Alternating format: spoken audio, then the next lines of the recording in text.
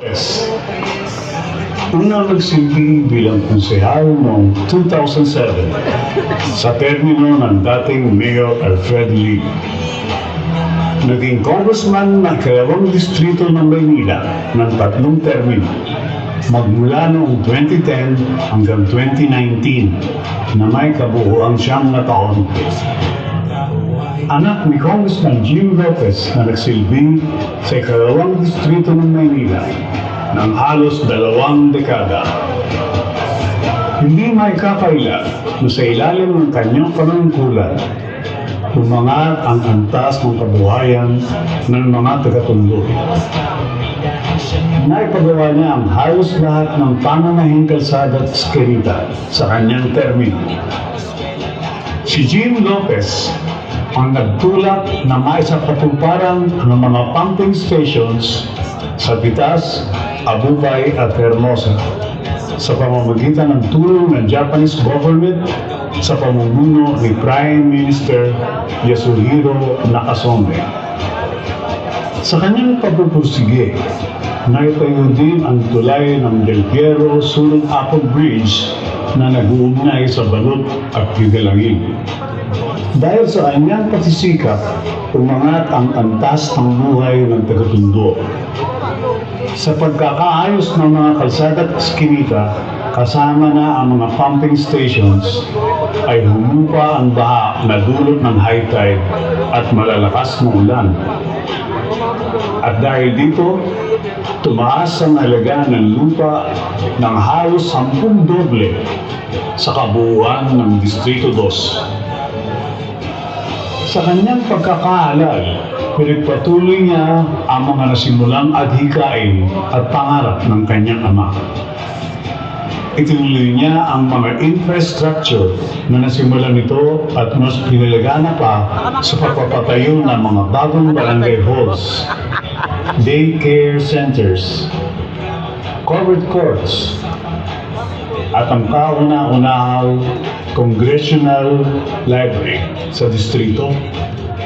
Tinuloy niya ang Honorio M.C. Lopez Technical Institute na nakapagpapakos ng mahigit 20,000 estudyante at ngayon ay namumuhay ng marangal dahil sa kanilang mga tinapos na kurso na nagagamit nila sa trabaho dito at sa ibang bansa. Dahil sa kanyang inisyatibo, naitaguyod niya ang mga ayuda galing sa iba't ibang departamento ng gobyerno tulad ng TUPAD, DOLE, Financial Assistance, Medical Assistance, at Educational Assistance ng DSWD. Dagdag pa ang scholarships na galing CHED na nakapagpatapos ng di mabilang na estudyante. Ginagawa pa rin niya ang mga ito kahit wala siya sa pwesto. Yan ang Serbisyong Lopez, matapat at mapagmahal. Lopez Parin. Mga programang pangkabuhayan ang muling magbabalik upang ipagpatuloy ang mga nasimulang adhikain at pangarap sa Distrito 2. Ang nais natin muling maging congressman, ang ating Yormes Choice, ang muling magbabalik, Congressman Carlo Lopez!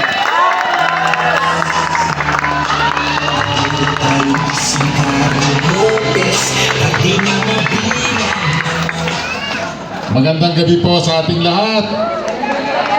Antok. Okay lang, handa kayo sumigaw mamaya, ha? Maraming salamat po sa panahon na binigay niyo sa amin sa kabila ng busy schedule ninyo. Anak nyo, o nakapagsaing na ba kayo? Hindi pa. O kaya, baka magbibingo kayo, naabala natin kayo.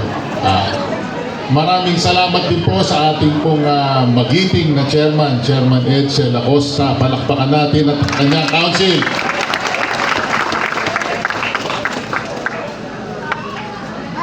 Eto, gusto nyo bang mawala ang krimen sa Maynila? Gusto nyo bang luminis muli, mawala ang dugyot sa Maynila? Gusto nyo ba nang maramdaman ang gobyerno sa Maynila? Isigaw po natin ng malakas. Tulungan natin si Yorme Isko Moreno. Isigaw natin, Yorme, Yorme, babalik na yan! Yorme! Yorme! Babalik na yan! Yorme! Yorme! Babalik na yan! Eh yung banda ron, kailangan marinig dun sa 6th District yan. Ha? O yun dun, Yorme, Yorme, babalik na yan! Yorme! Yorme! Babalik na yan! Oh, ang galing ha. Eh dito naman, Yorme, Yorme, babalik na yan! Yorme! Yorme! Babalik na yan! Bakas ha. Magtira kayo ha. Meron pa tayo ha. O yung Vice Mayor naman, kailangan ng katuwang ng ating pong Yorme. Yung magmamahal sa Maynila. Kaya isigaw po natin ang tagumpay ng babaeng ito. Tulungan po natin, Vice Mayor Chi at Chensa. Chi at Chensa. Chi at Chensa. Di at Jessa! Di at Jessa! Marami na gising ha. Ito, tingnan natin. Sa mga pinaka-importanting isisigaw nyo to. Kung natulungan nyo si Vice Mayor, Chi Atienza, kailangan tulungan nyo din yung mga konsehal. Itong magigiting natin na konsehal, 4 dyan bago. Makabago naman. Di ba? Merong isang magpapatuloy at merong isang magbabalik. Tapusin na natin yung mga luma na yan. Nakakasabay ko na nung araw yung mga Ay, yan. push Eh. lagot ka dyan. Sa monster. Hanggang ngayon, ganun pa rin eh. 5 taon nga ako na walang congressman, naghahanap ako ng ganap, wala akong maramdamang ganap. Kameray, wala! Di ba? O kaya tulungan natin, isigaw natin ang tagumpay ng Yorme's Choice. Isigaw natin, Yorme's Choice. 9-0. Yorme Joyce! Yorme Joyce! Yorme Joyce! Lakas pa! Yorme Joyce! Yorme Joyce! Yorme Joyce! Eh, sa likod, Yorme's Choice. 9-0.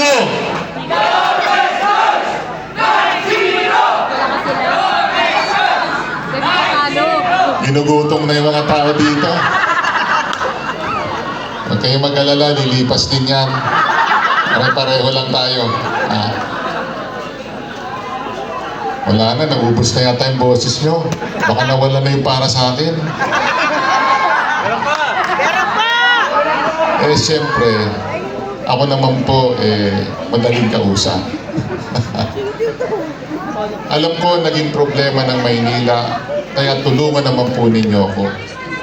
Pwede ba akong bumalik bilang congressman ninyo? Isigaw nga po natin, pwede ho ba? Sigaw nga po natin.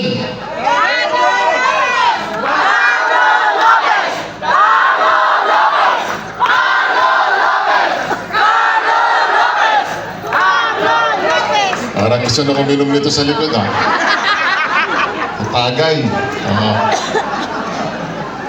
Ngayon, salamat po at ako naman po, huwag kayong mag-alala, pabalik po tayo.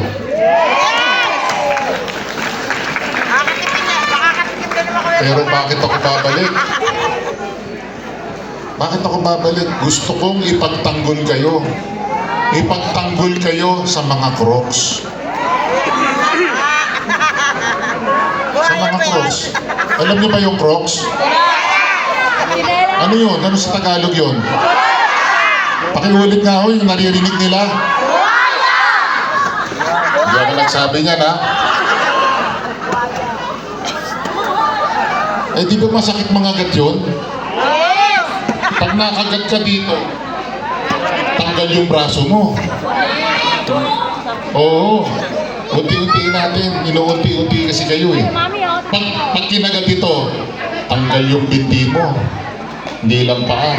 Eh paano kung kinagat kayo dito? Patay na! Patay! Patay kayong bata kayo. At pag hindi pa natin pinagraduate yan, pinagpatuloy pa niya ulit, baka kuko na lang ang matira sa inyo. Tama? isang termino pa lang, nakita nyo naman Elevator ang luho. Sabi nga ni Presidente Digong, ang congressman daw pagpasok, naka-Seiko lang. Tama. Pagkatapos, naka-Rolex na. Yung isa dyan, nakapatigpilip pa. Milyon-milyon. Real talk lang po ito. Hindi ako naninira. Real talk lang po. May sapatos pa, kulang-kulang 1 milyon. Wow. Tapos nakalagay. Suriin po ninyo, tingnan po ninyo. Sa social media, makikita po ninyo kung susuriin po ninyo at sisigasatin po ninyo. Malalaman po ninyo ang buong kwento. Hindi na ho para ikwento ko pa hulaan. Ngayon po, pero sa seryosong banda. Kung nararapat po ang isang politiko, kailangan nagmamahal at nagmamalasakit sa inyo. Hindi ho politikong naghahanap buhay at ginagawang negosyo ang politika. Tama. Magpapabotong pa.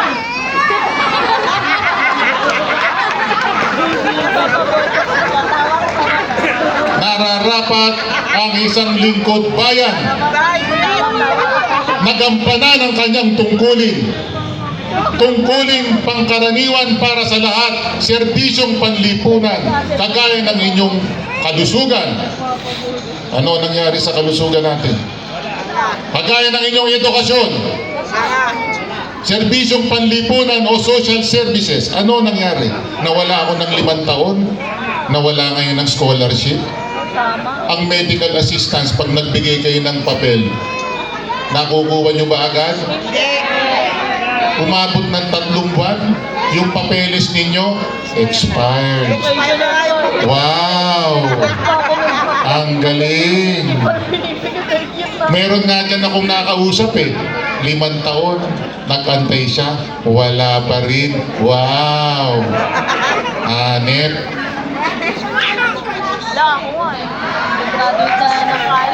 Hindi ho kaparis nung panahon namin. Ang serbisyong Lopez, panahon pa ng ama ko, hanggang ako po nakaupo. Nakatayo nga ako naman ako nakaupo.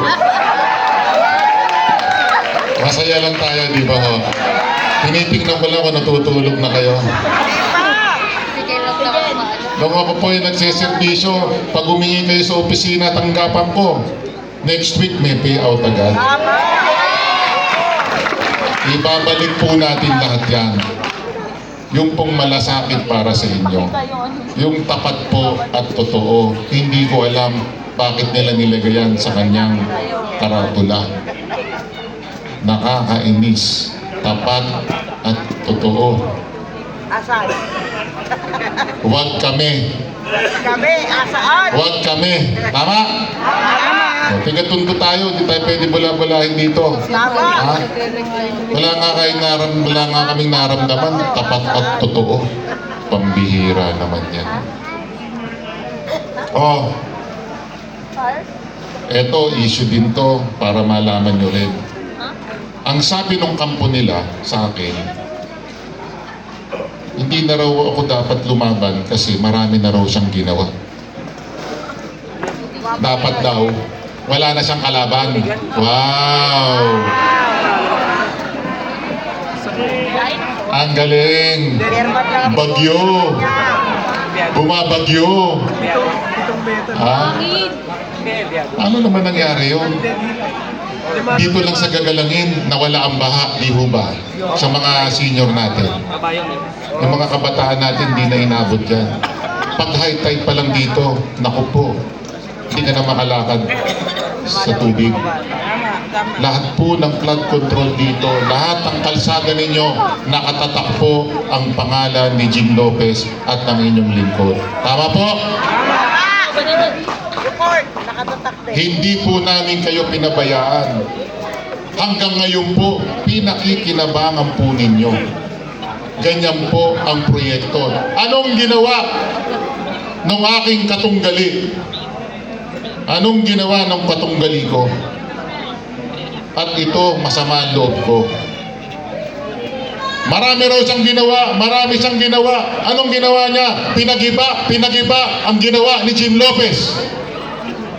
Pinagawa. Giniba ang pinagawa ng Carlo Lopez. Tapos sasabihin niya, marami siyang ginawa. Sayang ang pera ninyo. Swerte lang si chairman, walang naipagiba dyan. Pero kung nagkamalas-malas, baka pati yung pinagiba na rin. Huwag ka mag-alala, chairman. Dadagdagan natin yan.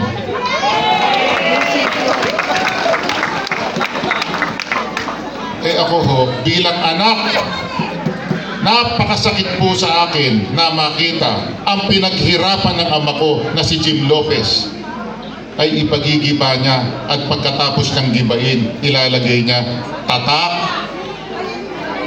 Tatak niya. Kulay niya! Oh. Di ba? Kulay na Tama ba yun? Kung gawin sa'yo, kung gawin sa ama mo yun, masakit. Kaya ako, kulay na buhaya talaga. itigil na niya yan. Pinakikialaman na niya ang legasiya ng ama ko. Kaya ako nasasabi ang lahat ng to dahil mahal ko ama ko at alam kong mahal niyo rin si Jim Lopez.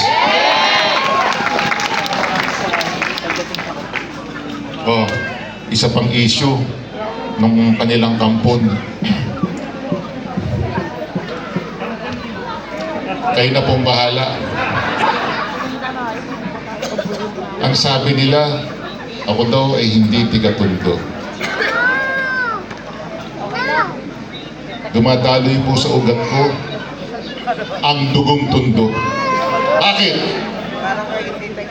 Ang aking pong mga ninuno, isang magchichinilas, nagpaaral po kay Honorio Lopez. Naging bayani natin nung panahon ng Espanyol, ng Kastila. Nakipaglaban po para sa atin. At nung panahon naman ng ama ko, napakabuti ni Jim Lopez sa inyo. Tumulong sa inyo, naging tapat sa inyo. At nung sinundan ko siya, at ako naman po, pinagpatuloy ko rin po ang ginawa ni Jim Lopez. Sasabihin niya, hindi ako tiga-Tondo. Wow! Bad trip. Kanina, nirecycle na yung project ni tatay. Boy, recycle na siya ngayon. Tapos ginawa pa niya sa akin to, boy, bad trip na rin siya ngayon.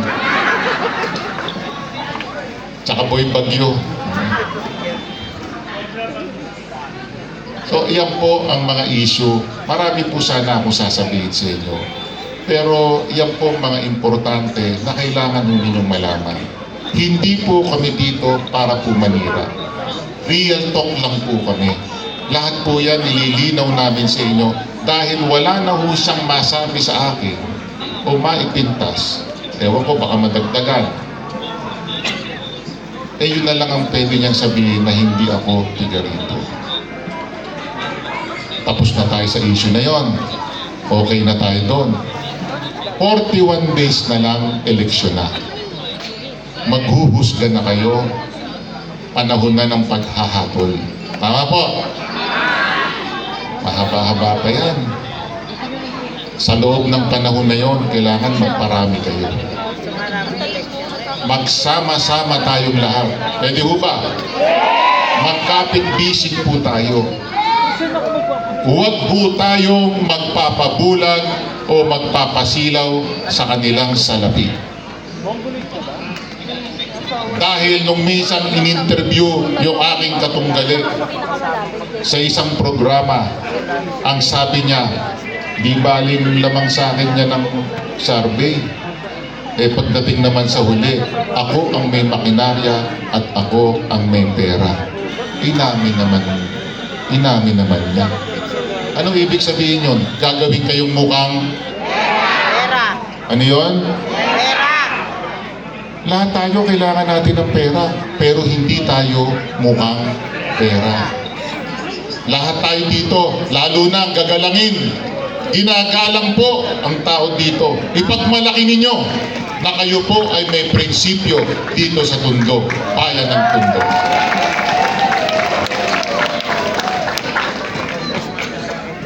Isa pa, baka lasunin yung mga isipan nyo. Baka tumayo din dito yun. Mangangampanya yun. At marami yung sasabihin niya mga tao ngayon. Magsulog. Mag-isa na lang daw siya.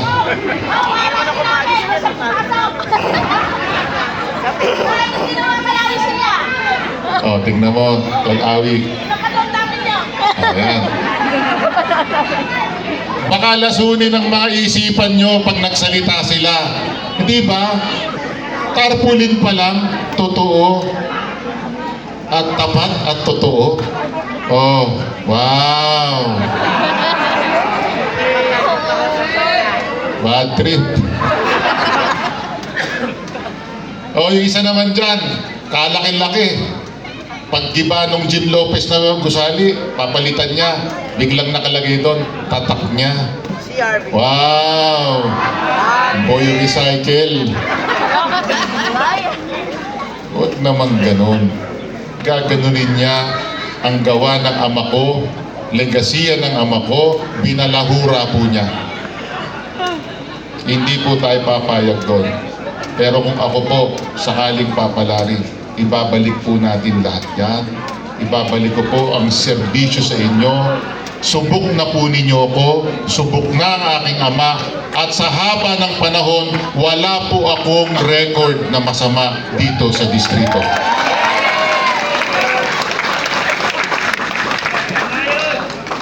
So muli po, ang aking mga kasama po, marami po sa kanila ay bago. At dalawa po, isa ipagpapatuloy, isa babalik. Tulungan po natin sila. Mag-straight 9-0 na po tayo. Hindi po ako magiging magaling na congressman kung hindi ko sila kasama. Hindi magiging magaling si Yorme Isko Moreno at Vice Mayor G. Atienza kung hindi lahat sila kasama. Dahil kahit isa lang ang makapasok, magiging puwing po yan. Hindi namin magagawa lahat ang gusto namin. Kaya kailangan po straight tayo. Tulungan po natin. Unahin ko po, isang magaling na negosyante. Tagumpay sa kanyang ginagawa. Hindi pa nakaupo. Nagseservisyo na. Agaw buhay pa yan dahil bumbero. Ha? Yung sinasabi kong Honorio Lopez na aking ninuno, di ho ba may kalsada dyan? North Bay, Honorio Lopez. Nandun yung Baluarte. Alam niyo yung Baluarte? Oh. Oh, dahil yan, sa aking pong konsehal na napakabait, walang iba po, Konsehal Robbie Bautista O.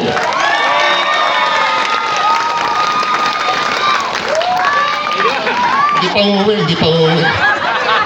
Ay, hindi. Excited. Hindi ka mag-alala, tatagalan ko pa. At yung kasunod naman, yung gigolo ng Tondo, pinakabata. Ito, single pa to. Sino single dyan? Oh, yun oh. Pwede. May asim pa. Hindi pa laos. Malinaw naman kanina. Lingkod bayan ang kanyang pamilya. Apo ni Tony Evangelista o kinikilalang Anteba. Maraming scholar. Alam niyo ba yung scholar ng lolo niya kung sino? Si Regine Velasquez. Yung magaling kumanta. Balang araw, pag naging scholar to, baka maging Regine Velasquez kayo lahat. Ako manager niyo ha. Kaya tulungan po natin, walang iba po, Nico Evangelista.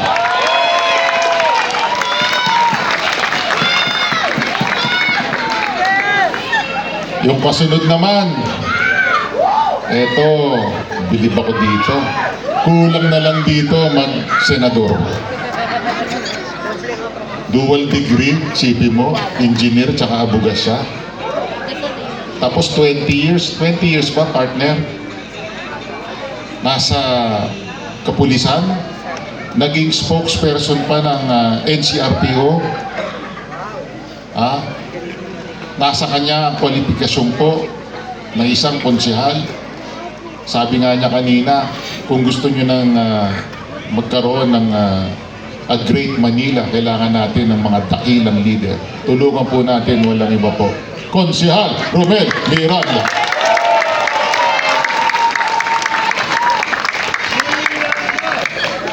Ang lakas ng buhat ko dito sa mga to. Dapat pakapain ako dito mga to. Yung susunod naman, yung Alden Richard ng Tondo.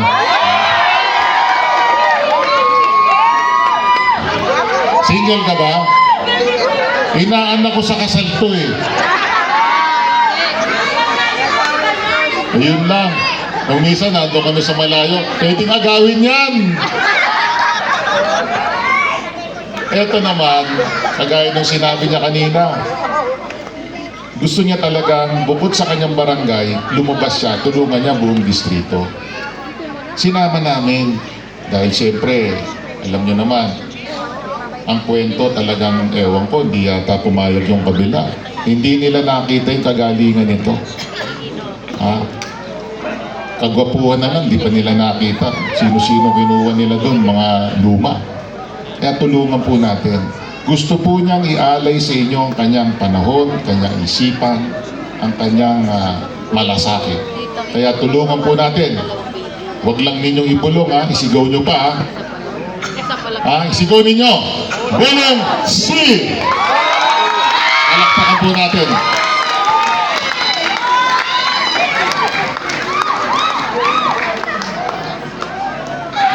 At syempre, kahit na may kapansanan to, nangunguna to.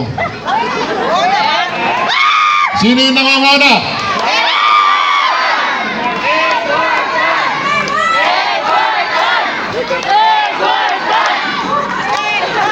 Nangunguna sa sunog yan, pag rumisponde yan. Di ba pare? Sabi ko dito, pag ako pinalad, dadagdagan ko yung bumbero mo ng isa pa. Dahil binigyan siya ni tatay nung araw eh. Ngayon, gagawin na natin dalawa. Pwede ho ba? Konsehal Edward Pan!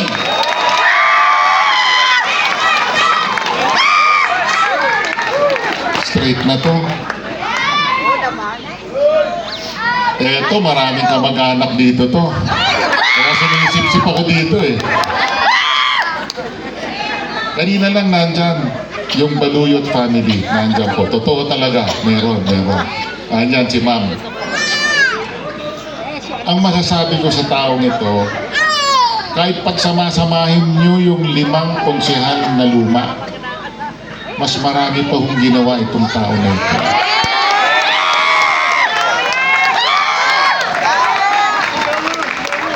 Dahil mahal kayo eh. Nagmamalasakit sa inyo eh. Kahit papaano andyan siya tumutulong.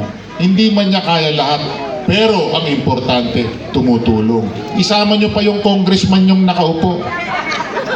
Mas marami pa rin ginawa ito eh. Dahil pag nagbigay kayo ng papel doon, ihintayin nyo 3 buwan, minsan wala pa eh.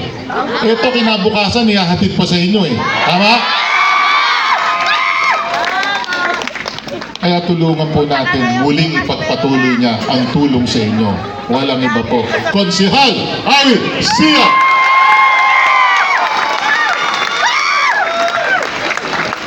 Chairman, masaya dito. Parang ayoko nang matapos Hindi na po ako masyadong papakahaba. Isang karangalan po muli na humarap sa inyo at humingi po ng tulong sa inyong lahat. Pwede po ba ang inyong abang lingkod na si Carlo Lopez ay bumalik sa Kongreso? Pwede po ba ang ating Yormes Choice 9-0 o 6-0 sila lahat? Lahat kami, tulungan natin.